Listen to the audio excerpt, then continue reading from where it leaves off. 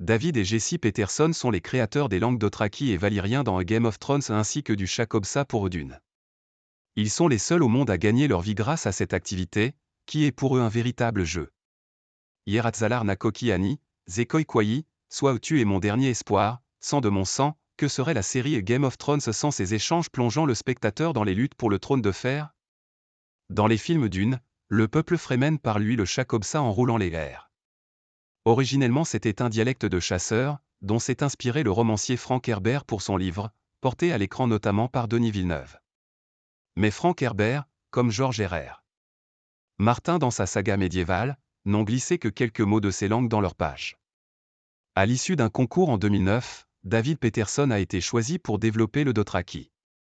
Première mission rémunérée qui a fait décoller la carrière de ce diplômé en linguistique. Les langues peuvent être marrantes, or souvent elles sont traitées trop sérieusement.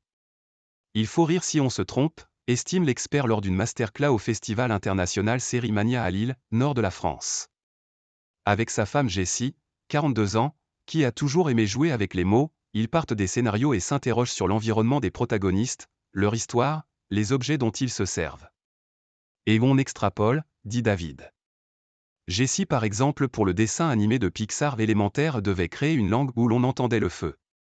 Elle a catalogué une suite de sons, explosions, bruit d'une allumette, et les a assemblés pour former des mots.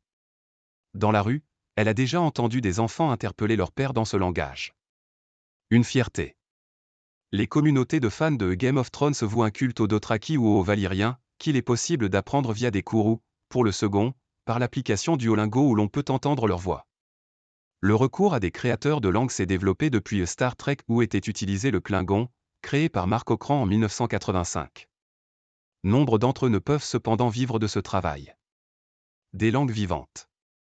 David et Jesse Peterson n'inventent pas qu'une suite de mots. Ils commencent même par la grammaire, combien de genres, de temps. Puis David, amateur de musique, travaille sur les sons, quand Jesse développe le vocabulaire. Le travail de création de langue est plutôt solitaire en principe, mais le calendrier serré des séries, souvent 2 mois, impose ce partage des tâches. Le couple prépare au mieux le terrain pour les acteurs, en leur envoyant des enregistrements des dialogues à la vitesse normale, à la vitesse lente, et même syllabe par syllabe. Cela nous fait beaucoup transpirer, s'exclame David. À la première projection de Game of Thrones, il a entendu une petite erreur.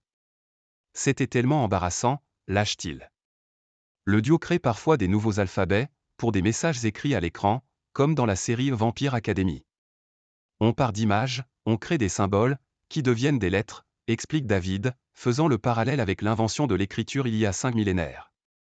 Le couple a plaisir à partager son expertise, avec des lives sur leur chaîne YouTube Langtime Studio. Quelques 600 épisodes sont en ligne pour les amateurs de Conlan, langue construite. Possible d'accélérer le processus de création grâce à l'intelligence artificielle?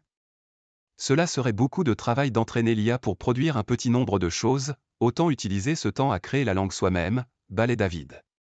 La beauté du langage est qu'il est inhérent à l'humain. Il n'y a aucune raison d'enlever l'humanité dans les langues, abonde Jessie. Reb Mer RHL et DCH.